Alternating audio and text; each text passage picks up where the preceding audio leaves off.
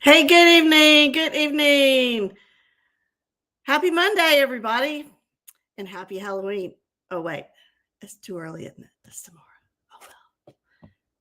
Happy Halloween in the camera.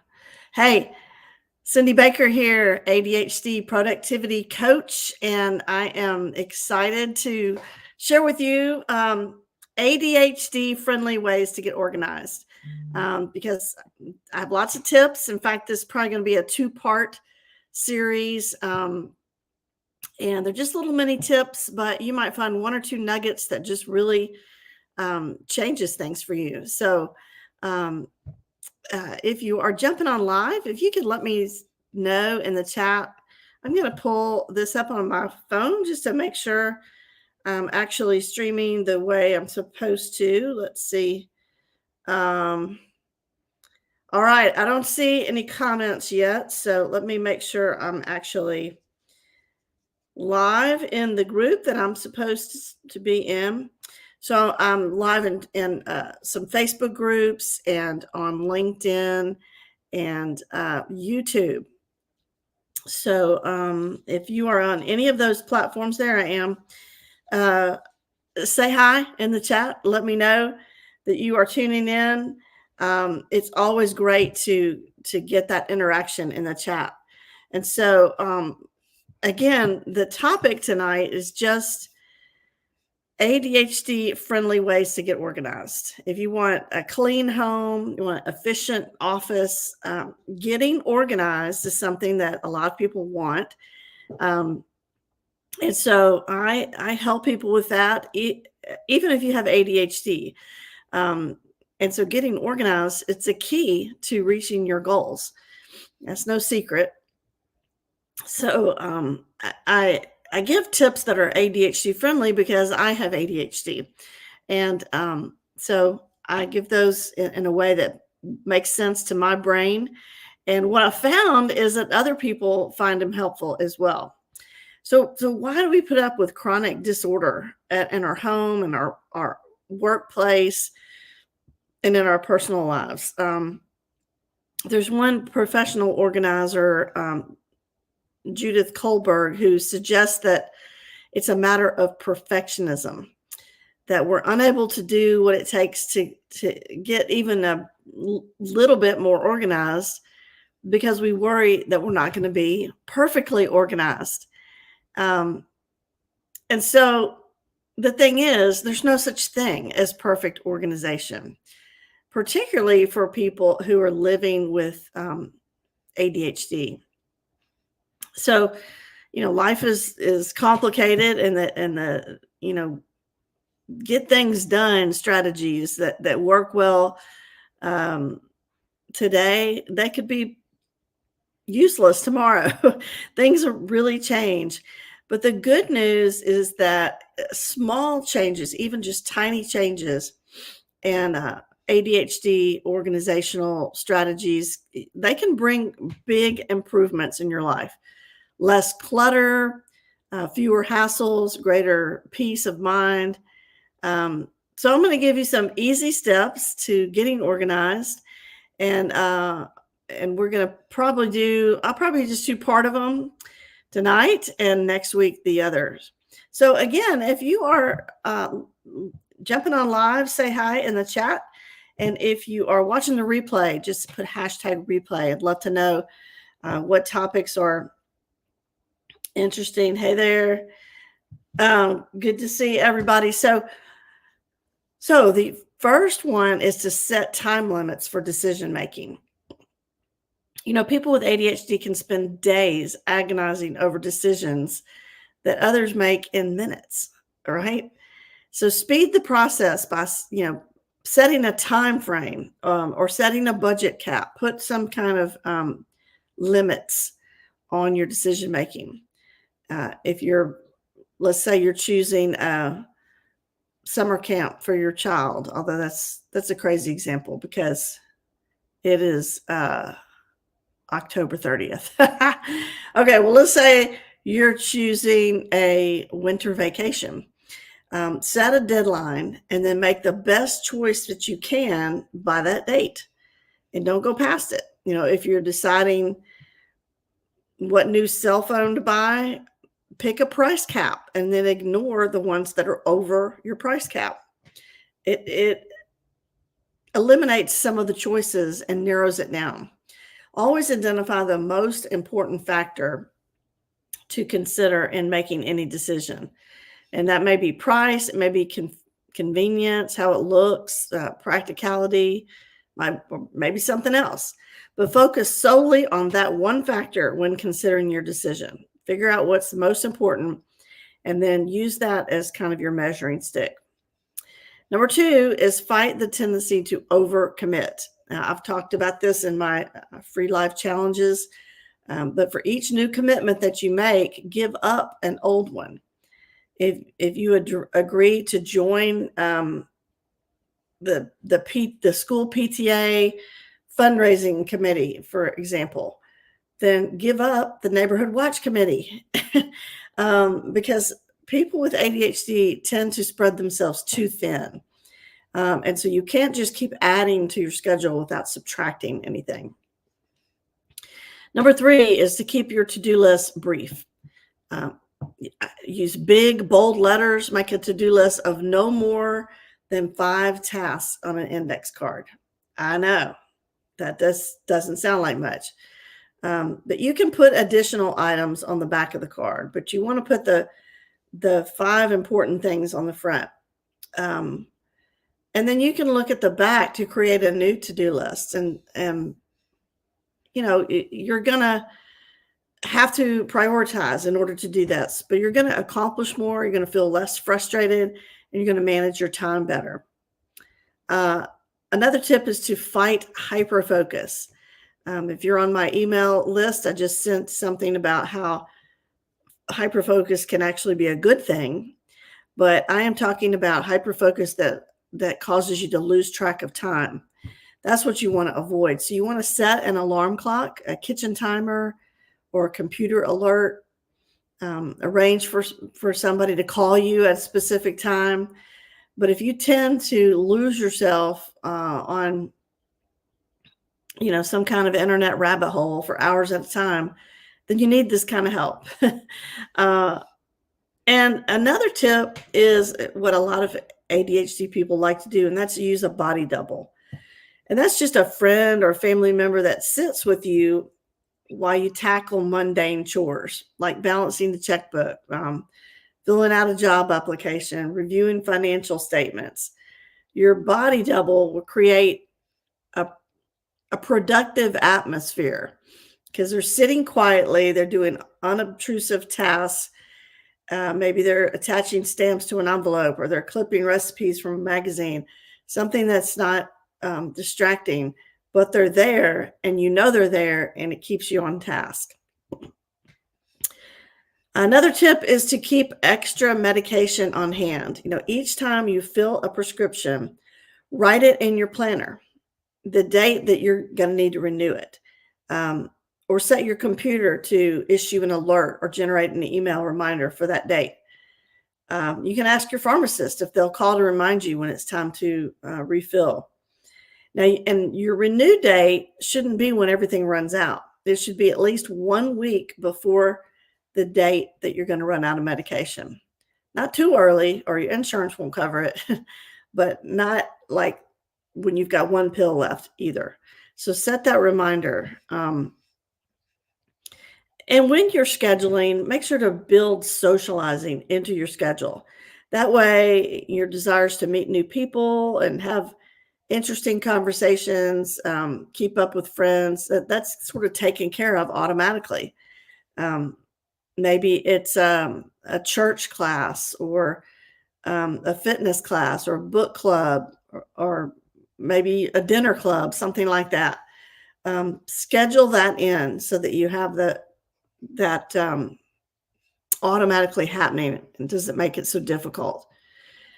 And you want to make sure you're in an ADHD support group. If you're in my Facebook group, that's a start. I do have a paid Facebook group where you get more training that's exclusive only to that community and live Q&As. If you're interested in that, let me know in the comments. just say paid group. Right now it's only $27 a month. So, but support groups, they give more than emotional support. Like I know some groups that get together online when it's time to do boring stuff, like filling out tax returns or filing things, and they'll kind of work out a system where maybe one at a time, each person leaves the computer and does 15 minutes of whatever that dedicated task is. And then when they come back and they do instant messaging and joke and they congratulate each other, hey, I just filed. I mean, so that it's a virtual group, but sometimes that's helpful. Another tip that's ADHD friendly is to carry a colorful wallet. It's a lot harder to misplace a bright red wallet than just an ordinary black or brown one. So, and the same goes for your checkbook. Get one. Don't get this navy blue one that they give you at the bank. Another tip that I think is very helpful is to buy experiences, not objects. Okay, there's nothing wrong with a little retail therapy every once in a while. You got to reward yourself for your accomplishments, but think twice before buying some new object, because we're trying to reduce clutter, right? And that just might become another bit of clutter in your home. So instead, use your money to buy a pleasant experience, like a dinner out, a massage, a night out with friends, travel. That doesn't take up space in your home and builds good memories as well. And stop agonizing over insignificant items when you're trying to get organized. I know people who just agonize over, well, what am I going to do with greeting cards that I've received? Or they've got drawers full of batteries. They don't even know if they work. And all kinds of unidentified cords and computer parts and orphan screws, all that stuff, One suggestion that I've read is to toss that into a ripening drawer. And then once that drawer is full, you quickly just sort through it. Use what you can, discard the rest, and then start all over again. There are other tricks with that as well, but that's one way to start. Another tip for clutter is to get a clutter companion. And that's a friend or family member. Make sure they're non-judgmental. They kind of keep their opinions to themselves, who will help you get rid of all the stuff that's cluttering up your house. A few times a year, you and your companion sort through your clutter, and you want to put it in 4 piles: keep, throw away, donate, and keep temporarily, like age. So you discard the toss items, the throwaway items, right away. Just do that right away before you change your mind. And then put the donate items in a big, heavy garbage bag and drive it to the nearest donation bin or Goodwill drive-through or something like that. And the age items, you want to put them in a cardboard box, put a date on it that's 3 months out. And in your calendar, you mark that same date, like review age items, okay? And so 3 months from now, when that date rolls around, you give those items another look. And if you feel comfortable throwing them away, then do it. If not, maybe you can do it for another 3 months. But don't go much further than that. You got to make some decisions. So a lot of people that I talk with have a problem with paper clutter. So fight that financial statement overload. Do you really need to keep every single monthly account statement and all of those kind of papers? Do you need to keep the back part of your health insurance statement where it's in, I get one that's all in different languages? You don't need that. Ask your accountant if you can get by with keeping only quarterly or annual statements and toss the rest. Now, I have an accordion file with the days, the months of the year printed on it. And every bill that I pay or statement that I get in a month, I stick it in that slot or whatever. And then at the end of the year, when it's time to do my taxes, I've got everything right there. But then at the end of the year, I go through it and I shred what I don't need. Now, the same goes with magazines. Most people don't get paper magazines anymore, but if you do, don't let those unread magazines pile up, and catalogs. If the next issue arrives and you still haven't read the last one, put the last one in a small basket, like no more than 6 inches high and 2 magazine widths across. Once that basket fills up, you sift through those magazines, read what you can, and then be brutal, discard or recycle the rest. And if they're really good magazines and they're in good shape, you might even want to drop them off at a hospital or women's shelter or something like that. But if you're habitually unable to keep up with issues of a particular magazine, cancel the subscription. That's what I did with all of mine. And you know what? I don't even miss it. I really don't. Um, Another tip is just to make use of wasted, kind of wasted minutes. Don't wait to find long blocks of uninterrupted time to tackle organizational chores. In 1 minute, you can sort mail. 1 minute. You can remove lint from the dryer. You can water the plants. In 5 minutes, you can empty the dishwasher or write an email. While you wait for your laundry to dry, you can connect socks together with their mate and gather clothes for dry cleaning and stuff like that. Just don't waste time that's in between time. I think it's a great idea to create a launch pad near the front door. That's a place where you're going to stash things that family members need each time they leave the house, like school backpacks, pocketbook, briefcase, umbrella, keys, scarves, purse, stuff like that. The launch pad might just be a counter. It might have cubbies and pegs and hooks and containers, anything that makes it easy to find and grab things that you need when you head out the door. And back to paper, ditch receipts. Each evening, empty your pockets, your wallet, your purse, your briefcase. Put the ones that you need to keep for tax purposes, like ATM slips and receipts, put them with your stack of bills to be paid and financial statements to review. Do not carry them around in your purse, wadded up in your pocket, stuffed down in the bottom of your backpack. Get them out every day. Take them out and put them in a dedicated place that you need to go through them. Same with loose change. A lot of people don't pay cash as much anymore. But if coins start to pile up on your dresser, get a jar to put them in. I have a big coffee mug. I put ours in. And then at the end of the month, I actually take them and I pour it into a big bag and I take it to the grocery store where they have one of those coin machines, and you dump it all in there and it gives you a little slip of paper. You take it up to the customer service.